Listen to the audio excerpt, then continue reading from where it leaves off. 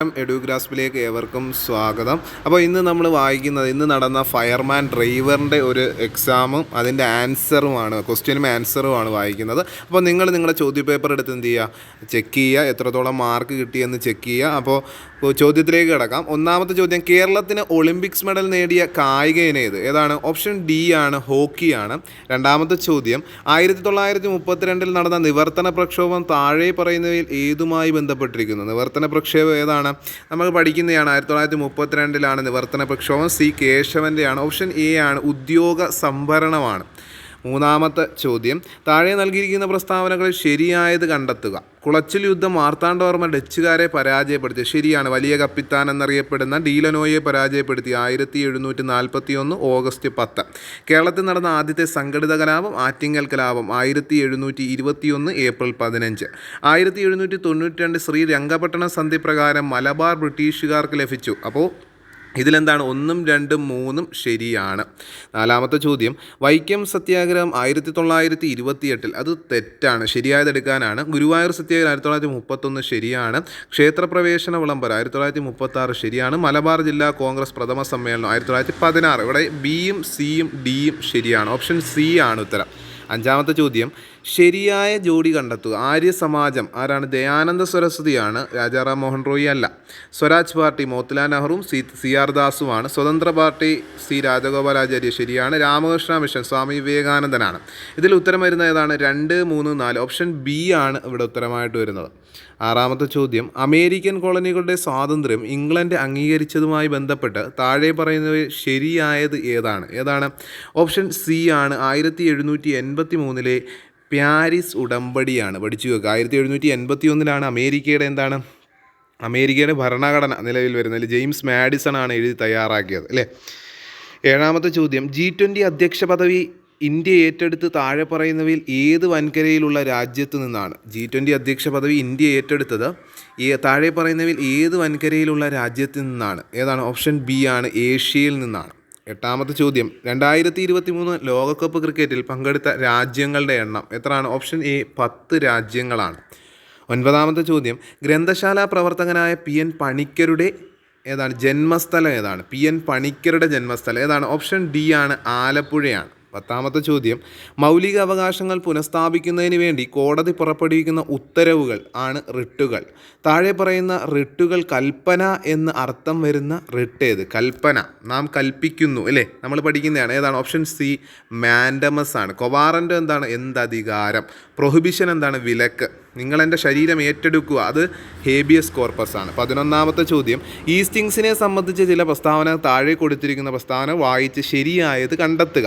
വടക്ക് തെക്ക് ദിശയിൽ വരച്ചിട്ടുള്ള രേഖകളാണ് ഈസ്റ്റിങ്സ്. വളരെ കറക്റ്റാണ്. വടക്ക് തെക്ക്, നോർത്ത് സൗത്തിൽ വരയ്ക്കുന്നതാണ് ഈസ്റ്റിങ്സ്. പക്ഷേ ഈ ഈസ്റ്റ് വെസ്റ്റിൽ വരയ്ക്കുന്നതോ അതെന്താണ്? നോർത്തിങ്സ് എന്നറിയപ്പെടുന്നത്. അപ്പോൾ എതിർദിശയിലാണ് നമ്മൾ പഠിക്കുന്നത്. അതുപോലെ തന്നെ ധരാതിലെ ഭൂപടത്തിൽ കാണുന്നു. അപ്പോൾ 1ഉം 3ഉമാണ് ഇവിടെ ശരിയായ പ്രസ്താവന എന്ന് പറയുന്നത്. ഓപ്ഷൻ ബി ആണ് ശരി. 12ാമത്തെ ചോദ്യം, മഞ്ഞുതീനി എന്നറിയപ്പെടുന്ന പ്രാദേശിക വാതകം ഏതാണ്? ഡോക്ടർ എന്നറിയപ്പെടുന്ന ഹെർമാറ്റണ. മഞ്ഞുതീനി ഏതാണ്? ഓപ്ഷൻ ഡി ആണ്, ചിനൂക്കാണ്. പഠിച്ചു വെക്കണേ. ഉത്തരേന്ത്യൻ സമതലങ്ങളിൽ വീശുന്ന വരണ്ട ഉഷ്ണക്കാറ്റല്ലേ ലൂ എന്ന് പറയുന്നത്. 13ാമത്തെ ചോദ്യം, ആഗോള മർദ്ദമേഖലകളിൽ നിർവാത മേഖല എന്നറിയപ്പെടുന്ന മർദ്ദമേഖല. അടിവരയിട്ട് പഠിക്കുക കേട്ടോ. നിർവാത മേഖല സ്കൂൾ ടെക്സ്റ്റ് സോഷ്യലിൽ 10ാം ക്ലാസ്സിലെ കാറ്റുകൾ എന്ന് പറയുന്ന പാഠഭാഗത്തിൽ അതുപോലെ എടുത്തുകൊണ്ട് തിരിച്ചു വെച്ചിരിക്കുന്ന ക്വസ്റ്റ്യനാണ്. ഓപ്ഷൻ ഏതാണ് വരുന്നത്? സി ആണ് വരുന്നത്, മധ്യരേഖ ന്യൂനമർദ്ദ മേഖലയാണ് ഉത്തരമായിട്ട്. അപ്പോൾ നിർവാത മേഖല എന്നറിയപ്പെടുന്നത് മധ്യരേഖ ന്യൂനമർദ്ദ മേഖലയാണ്. 14ാമത്തെ ചോദ്യം, ഇന്ത്യൻ സമയം ഉച്ചയ്ക്ക് 12 മണി ആയിരിക്കുമ്പോൾ ഗ്രീനിച്ചിലെ സമയം എത്രയായിരിക്കും? അപ്പോൾ ഇന്ത്യൻ സമയത്തിൽ നിന്ന് ഗ്രീനിച്ച് സമയം എന്ന് പറയുന്നത് 5 മണിക്കൂർ 30 മിനിറ്റും കൂടുതലായിരിക്കും. അപ്പോൾ 12 മണിയോട് 5:30 കൂട്ടുക. അപ്പോൾ എത്ര വരും? 5:30 PM വരും. നോക്കിയാൽ മതി. 12 കഴിഞ്ഞ് 13 ആയപ്പോൾ 1 ആയി, 14, 15, 16, 17, അപ്പോൾ 5 ആയി അല്ലേ. അപ്പോൾ 5:30 എന്ന് പറയുന്നത് PM ആണ്. പഠിച്ചു വെക്കണേ. അപ്പോൾ 12 പ്ലസ് എന്താണ്? 5:30. അതൊന്ന് നോട്ട് ചെയ്ത് വെച്ചാൽ മതി. 16ാമത്തെ ഇതൊക്കെ സ്കൂൾ ടെസ്റ്റാണ്. ഹരിത വിപ്ലവവുമായി ബന്ധപ്പെട്ട് ചുവടെ ചേർത്തിരിക്കുന്ന പ്രസ്താവനകളിൽ ശരിയായത് ഏത്? ഭക്ഷ്യധാന്യങ്ങളുടെ കാര്യത്തിൽ ഇന്ത്യ സ്വയം പര്യാപ്തത നേടി. ഡോക്ടർ MS സ്വാമിനാഥൻ ഇന്ത്യൻ ഹരിത വിപ്ലവത്തിൻ്റെ പിതാവെന്നറിയപ്പെടുന്നു. ഭക്ഷ്യധാന്യങ്ങളുടെ ഇറക്കുമതിയിലുള്ള ആശ്രയത്വം കുറഞ്ഞു. ഇന്ത്യയിൽ ഹരിത വിപ്ലവം പ്രധാനമായും ഗോതമ്പ്, അരി എന്നീ ഭക്ഷ്യധാന്യങ്ങൾക്ക് ഊന്നൽ നൽകി. ഏതാണ്? എല്ലാം ശരിയാണ്. ഓപ്ഷൻ ഡി ആണ് ഇവിടെ ഉത്തരമായിട്ട് വരുന്നത്. 17ാമത്തെ ചോദ്യം, താഴെ കൊടുത്തിരിക്കുന്ന കാർഷിക വിളകളിൽ നാണ്യവിള അല്ലാത്തത്. കാപ്പി ഒരു നാണ്യവിളയാണ്, കരിമ്പ് നാണ്യവിളയാണ്, പുകയില നാണ്യവിളയാണ്. ഓപ്ഷൻ സി ആണ്, ചോളമാണ് ഇവിടെ ഉത്തരമായിട്ട് വരുന്നത്. 18ാമത്തെ ചോദ്യം, ഒരു സമ്പദ് വ്യവസ്ഥയെ അഭിമുഖീകരിക്കുന്ന അടിസ്ഥാന സാമ്പത്തിക പ്രശ്നങ്ങളിൽ ഉൾപ്പെടാത്തത് ഏതാണ്? എന്താണ്? എപ്പോൾ ഉൽപ്പാദിപ്പിക്കണം എന്ന് പറയുന്നതാണ്. ഓപ്ഷൻ ബി ആണ്. 19ാമത്തെ ചോദ്യം, ഓൺലൈൻ കുറ്റകൃത്യങ്ങളെക്കുറിച്ചും ചൂഷണങ്ങളെ പറ്റിയും കുട്ടികൾ ബോധവൽക്കരിക്കുന്നതിനായി കേരള പോലീസ് ബച്പൻ ബച്ചാവോ ആന്തോളൻ എന്ന സംഘടനയെ സംയുക്തമായി നടപ്പിലാക്കിയ പദ്ധതി അറിയപ്പെടുന്ന ഏതാണ്? ഓപ്ഷൻ ഡി, കൂട്ടാണ്. 20ാമത്തെ ചോദ്യം, ഐക്യരാഷ്ട്ര സംഘടനയുമായി ബന്ധപ്പെട്ട ശരിയായ പ്രസ്താവന. സെക്രട്ടറി ജനറൽ അന്റോണിയോ ഗുട്ടറസ് ആണ്, പോർച്ചുഗീസുകാരനാണ്. പോർച്ചുഗലുകാരനാണ്. രണ്ടാമത്, ഐക്യരാഷ്ട്ര സംഘടന സർവ്വരാഷ്ട്ര സഖ്യത്തിൻ്റെ പിൻഗാമിയാണ്.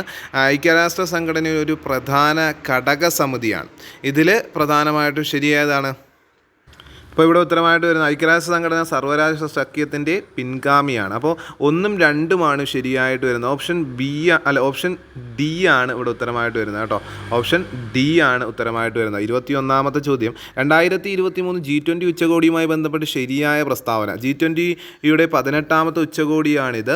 ന്യൂഡൽഹിയിലാണ് ഈ ഉച്ചകോടി നടന്നത്. അപ്പോൾ അത്രയും ഈ രണ്ടും ശരിയാണ്. അപ്പോൾ 1ഉം എന്താണ്? അപ്പോൾ ഇവിടെ ഉത്തരമായിട്ട് വരുന്നത് ഏതാണ്? ഓപ്ഷൻ സി ആണ്. 1ഉം 2ഉമാണ് ശരിയായിട്ട് വരുന്നത്. 22ാമത്തെ ചോദ്യം, നാഷണൽ ലീഗൽ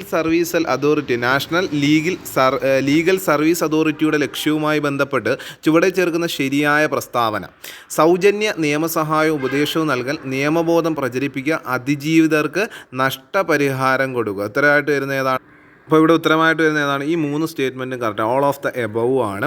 23ാമത്തെ ചോദ്യം, ഇന്ത്യൻ ഭരണഘടനയിലെ ആമുഖപ്രകാരം ഇന്ത്യ എന്നാൽ താഴെ പറയുന്ന പ്രസ്താവനകൾ ശരിയേത്? നമ്മൾ പഠിച്ചിട്ടുള്ളതാണ് പസോമാജറി അല്ലേ, പരമാധികാര സോഷ്യലിസ്റ്റ് മതേതര ജനാധിപത്യ റിപ്പബ്ലിക്കാണ്. ഉത്തരം ഓപ്ഷൻ 3ാമത്തെ മാത്രമാണ് ശരി. only 3 ആണ് ശരി.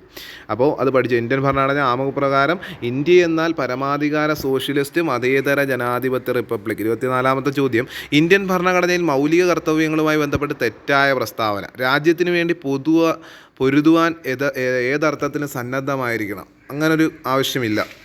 അത് തെറ്റാണ്. ഏത് പ്രായത്തിലും കുട്ടികളെ വിദ്യാഭ്യാസം ചെയ്യിക്കേണ്ട എല്ലാ രക്ഷാകർത്താക്കളുടെ കടമയാണ്. ശരിയാണ്. വോട്ട് ചെയ്യുക എന്നുള്ളത് ഓരോ പൗരൻ്റെയും കടമയാണ്. ശരിയാണ്. അപ്പോൾ 2ഉം 3ഉമാണ് ശരിയായത്. ഓപ്ഷൻ എ ആണ് ഉത്തരം. 25ാമത്തെ ചോദ്യം, ഇന്ത്യൻ ഭരണഘടനാ നിർമ്മാണ സഭയുമായി ബന്ധപ്പെട്ട് ശരിയായ പ്രസ്താവന ഏതാണ്? ഭരണഘടനാ നിർമ്മാണ സഭയിൽ 8 പ്രധാന കമ്മിറ്റികൾ. ശരിയാണ്. 8 മേജർ കമ്മിറ്റിയും 8 മൈനർ കമ്മിറ്റിയും 8 മേജർ കമ്മിറ്റികളും 22 മൈനർ കമ്മിറ്റികളും ഉണ്ട് അല്ലേ. അതുപോലെ തന്നെ പഠിച്ചു വെക്കുക, ഈ ഡ്രാഫ്റ്റിംഗ് കമ്മിറ്റി ഒരു പ്രധാനപ്പെട്ട കമ്മിറ്റിയായിരുന്നു. അതെന്താണ്? ശരിയാണ്. ജവഹർലാൽ നെഹ്റു അല്ല അധ്യക്ഷൻ, BR അംബേദ്കറാണ്. അപ്പോൾ ഇവിടെ ഉത്തരം 1ഉം 2ഉമാണ് ഉത്തരം. ഓപ്ഷൻ സി ആണ് ഉത്തരം. ഭരണഘടനാ നിർമ്മാണ സഭയുമായി ബന്ധപ്പെട്ട് ശരിയായ പ്രസ്താവന. ഭരണഘടനാ നിർമ്മാണ സഭയുടെ പ്രസിഡന്റ് രാജേന്ദ്ര പ്രസാദാണ്. ശരിയാണ്. അംബേദ്കർ ആയിരുന്നു ഡ്രാഫ്റ്റിംഗ് കമ്മിറ്റി ചെയർമാൻ. ശരിയാണ്. ഭരണഘടനാ നിർമ്മാണ സഭയിലെ ചർച്ചകൾ സുതാര്യമായിരുന്നു. അപ്പോൾ ഉത്തരം വരുന്നതാണ് ഓപ്ഷൻ ഡി ആണ്. ഓൾ ഓഫ് ദ എബവ് ആണ്. 27ാമത്തെ ചോദ്യം, കാനഡ ഭരണഘടനയിൽ നിന്ന് ഇന്ത്യൻ ഭരണഘടന കടം കൊണ്ട ആശയങ്ങൾ ചുവടെ ചേർക്കുന്നതിൽ ഏതാണ്? അർദ്ധ ഫെഡറൽ സംവിധാനം. ശരിയാണ്. അവശിഷ്ടാധികാരം. ശരിയാണ്. നിർദ്ദേശക തത്വങ്ങൾ അയർലൻഡിൽ നിന്നാണ്. അപ്പോൾ 1ഉം 2ഉമാണ് ശരിയായിട്ട്. ഓപ്ഷൻ ഡി ആണ്. 28ാമത്തെ ചോദ്യം, ചുവടെ ചേർക്കുന്നതിൽ മൗലിക അവകാശങ്ങളുമായി ബന്ധപ്പെട്ട് ശരിയായ പ്രസ്താവന. ചൂഷണത്തിനെതിരെയുള്ള അവകാശം. ശരിയാണ്. സാംസ്കാരികവും വിദ്യാഭ്യാസപരമാണ്. ശരിയാണ്. സ്വത്ത് സമ്പാദ്യം. അത് തെറ്റാണ്. അതൊരു മൗലിക അവകാശമല്ല. അപ്പോൾ 1ഉം 2ഉമാണ് ശരി. ഓപ്ഷൻ എ ആണ് ഉത്തരം. 29ാമത്തെ ചോദ്യം, ഇന്ത്യയുടെ മതസ്വാതന്ത്ര്യവുമായി ബന്ധപ്പെട്ട് ശരിയായ പ്രസ്താവന. ഇന്ത്യക്കൊരു ഔദ്യോഗിക മതമുണ്ട്. ഇല്ല, തെറ്റാണ്. ഇന്ത്യ ഒരു മതത്തെയും സ്വാധീനിക്കുന്നില്ല. ശരിയാണ്. ഇന്ത്യ എല്ലാ മതങ്ങളെയും ഒരുപോലെ കാണുന്നു. 2ഉം 3ഉമാണ് ശരിയായിട്ട് വരുന്ന പ്രസ്താവന. അപ്പോൾ ഏതാണ്? ഓപ്ഷൻ സി ആണ് ഇവിടെ ഉത്തരമായിട്ട് വരുന്നത്. 10ാമത്തെ ചോദ്യം, കേരളീയവുമായി ബന്ധപ്പെട്ട് ശരിയായ പ്രസ്താവന. കേരളത്തിലെ ഏറ്റവും വലിയ ഉത്സവം. കേന്ദ്ര ഗവൺമെൻറ് ഇത് സംഘടിപ്പിച്ചത്. ഈ സിനിമാ താരങ്ങളാണ് ഇതിൻ്റെ ബ്രാൻഡ് അംബാസഡർ. ഇവിടെ വരുന്ന ഏതാണ്? 1ഉം ഓപ്ഷൻ ഏതാണ് ഉത്തരമായിട്ട് വരുന്നത്? ഉത്തരം 1ഉം 3ഉമാണ് ഉത്തരമായിട്ട് വരുന്നത്. ഓപ്ഷൻ ഏതാണ്? എ ആണ് ഇവിടെ ഉത്തരമായിട്ട്. 1ഉം 3ഉമാണ്. 31ാമത്തെ ചോദ്യം, പ്ലാസ്മോഡിയ എന്ന പ്രോട്ടോസോവയുടെ വാഹകരായ അനോഫിലസ് പെൺകൊതുക് വഴി പകരുന്ന രോഗം ഏതാണ്? അനോഫിലസ് പെൺകുതു പരത്തുന്ന ഏതാണ്? മലമ്പനിയാണ്. ഓപ്ഷൻ ബി ആണ്. മന്ത് ഏതാണ്? ക്യൂലെക്സ് ആണ്. 32ാമത്തെ ചോദ്യം, ഇൻസുലിൻ ഉൽപ്പാദിപ്പിക്കുന്ന ബീറ്റാ കോശങ്ങൾ കാണപ്പെടുന്ന അന്തസ്രാവി ഗ്രന്ഥി ഏതാണ്? ഓപ്ഷൻ സി ആണ്. പാൻക്രിയാസ് ആണ്. പാൻക്രിയാസിലെ ഹൈലൈറ്റ്സ് ഓഫ് ലാംഗർഹാൻസിലല്ലേ ബീറ്റാ കോശങ്ങളും ആൽഫ കോശങ്ങളും നിർമ്മിക്കപ്പെടുന്നത്. അപ്പോൾ ഇൻസുലിൻ നമ്മൾ പഠിച്ചിട്ടുണ്ടല്ലേ, എന്താണ്? ഗ്ലൂക്കോസിനെ ഗ്ലൈക്കോജനാക്കി മാറ്റുന്ന ആരാണ്? ഇൻസുലിൻ അല്ലേ? അതാണ്. അപ്പോൾ ഇൻസുലിൻ ഉൽപ്പാദനത്തിൽ ബീറ്റാ കോശങ്ങൾ കാണപ്പെടുന്ന അന്തസ്രാവി ഗ്രന്ഥി ചോദിച്ചാൽ ഏതാണ്? പാൻക്രിയാസ് ആണ്. ഓപ്ഷൻ സി ആണ്. 33ാമത്തെ ചോദ്യം, ഇന്ത്യയിലെ കാർഷികോൽപാദനം വർദ്ധിപ്പിക്കാൻ നിത്യഹരിത വിപ്ലവം എന്ന ആശയം അവതരിപ്പിച്ചതാര്? ഏതാണ് നിത്യഹരിത വിപ്ലവം? ഇന്ത്യയിലെ കാർഷികോൽപാദനം വർദ്ധിപ്പിക്കാൻ നിത്യഹരിത വിപ്ലവം എന്ന ആശയം അവതരിപ്പിച്ചതാരോ? ഏതാണ് ഉത്തരം? ഓപ്ഷൻ എ ആണ്. Doctor MS സ്വാമിനാഥാണ്. 34ാമത്തെ ഹരിത വിപ്ലവത്തിൻ്റെ നായകനാണ് ഡോക്ടർ MB സിംഗ്. അതുപോലെ ലോക ഹരിത വിപ്ലവത്തിൻ്റെ പിതാവെന്നറിയപ്പെടുന്നത് നോർമൻ ബോർലോഗാണ്. കണ്ണിലെ കോർണിയ വരണ്ട അധാര്യമാകുന്ന സിറോഫ്താൽമി എന്ന രോഗത്തിന് കാരണമാകുന്ന ഏത് വിറ്റാമിൻ്റെ തുടർച്ചയായ അഭാവമാണ്? വൈറ്റമിൻ എയുടെ ആണ് ഇല്ലേ. നമ്മുടെ കണ്ണിലെ കൃഷ്ണമണി എന്താണ്? ഈർപ്പരഹിതമാകുന്ന രോഗമാണ് സിറോഫ്താൽമി. വൈറ്റമിൻ എയുടെ കുറവ് പോലെ ഉണ്ടാകുന്നതാണ്. അപ്പോൾ അതുപോലെ തന്നെ 35ാമത്തെ ചോദ്യം, boron, carbon, silicon, nitrogen, fluorine എന്നീ മൂലകങ്ങൾ അവയുടെ അലോഹ സ്വഭാവത്തിൻ്റെ ആരോഹണ ക്രമത്തിൽ എഴുതണം. ഏതാണ് ഉത്തരം വരുന്നത്? ഓപ്ഷൻ സി ആണ്. Fluorine, nitrogen, carbon, boron, silicon അങ്ങനെയാണ് വരുന്നത്. ക്വാണ്ടം ഡോട്ട്സുമായി ബന്ധപ്പെട്ട് കണ്ടുപിടുത്തങ്ങളിൽ നൊബേൽ പ്രൈസ് 3 പേർ പങ്കിട്ടെടുത്തപ്പോൾ അതിൽ 2 പേർ അലക്സി യെമിക്കോവ്, ലൂയിസ് ഇ ബ്രൂസ് എന്നിവരാണെങ്കിൽ മൂന്നാമത്തെ വ്യക്തി ഏത് രാജ്യക്കാരനാണ്? ഓപ്ഷൻ സി ഫ്രാൻസുകാരനാണ്. 37 ചന്ദ്രയാൻ 3 ദൗത്യത്തിൻ്റെ പിന്നിലെ റോക്കറ്റ് വനിത നമ്മൾ പഠിച്ച റോക്കറ്റ് മാൻ ഓഫ് ഇന്ത്യ എന്നറിയപ്പെടുന്ന ആരാണ്? കെ ശിവനാണ് അല്ലേ. അപ്പോൾ റോക്കറ്റ് വുമൻ ഓഫ് ഇന്ത്യ എന്നറിയപ്പെടുന്നത് ആരാണ്? ഋതു കരുതലാണ്. ഓപ്ഷൻ ബി ആണ്. 36ാമത്തെ ചോദ്യം, പർവ്വതാരോഹകൾക്ക് പർവ്വതാരോഹണ വേളയിൽ അവരുടെ മൂക്കിൽ നിന്ന് രക്തം പുറത്തു വരാറുണ്ട്. എന്താണ് കാരണം? അന്തരീക്ഷമർദ്ദം. ഓപ്ഷൻ എ ആണ് ഉത്തരം. ഓപ്ഷൻ എ ആണ്. അന്തരീക്ഷ മർദ്ദം കുറവും രക്തക്കുഴലുകളിലാണ് മർദ്ദം കൂടുതലും ആയതിനാലാണ് എന്ത് ചെയ്യുന്നത്? മൂക്കിൽ നിന്ന് രക്തം, അതായത് മുകളിലേക്ക് പോകുന്തോറും എന്താണ്? അന്തരീക്ഷ മർദ്ദം കുറയുന്നത് കൊണ്ടാണ് രക്തസ്രാവം ഉണ്ടാകുന്നത്. അതിശ അളവുകൾക്ക് ഉദാഹരണം താഴെ പറയുന്നതിൽ ഏതാണ്? സമയം, പ്രവേഗമൊക്കെ എന്താണ്? സദിശ്യ അളവാണ്. അതായത് ഒരു ദിശ കൂടി പ്രസ്താവിക്കുകയാണ്, അത് സദിശ്യ അളവ്. ഇവിടെ ഏതാണ് അതിശയ അളവ്?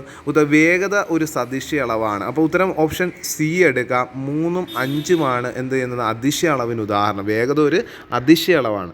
ബാക്കി ഈ പറഞ്ഞ സമയവും പ്രവേഗവും ത്വരണവും ഫോഴ്സും അതായത് ഒക്കെ എന്താണ്? സദിശയ അളവാണ്. അതൊന്ന് പഠിച്ചു വെക്കണേ. നമ്മൾ ആ ഓപ്ഷനെ ബേസ് ചെയ്താണ് എടുത്തേക്കുന്നത്. താഴെ കൊടുത്തിരിക്കുന്ന സംയുക്തങ്ങളിൽ നിന്ന് ജലത്തിൽ ഭാഗികമായി ലയിക്കുന്നത് ഏതാണ്? ഓപ്ഷൻ എ ആണ്. ഫിനോളാണ്. ഓപ്ഷൻ എ ഫിനോളാണ്. അടുത്ത മാത്സ് ചോദ്യങ്ങളാണ്. അപ്പോൾ ഇത്രയും എന്താണ് GK ചോദ്യങ്ങൾ നിങ്ങൾക്ക് ശരിയാണോ എന്ന് ചെക്ക് ചെയ്യുക. ഉടൻ തന്നെ മാത്സും അപ്ഡേറ്റ് ചെയ്യുന്നതായിരിക്കും.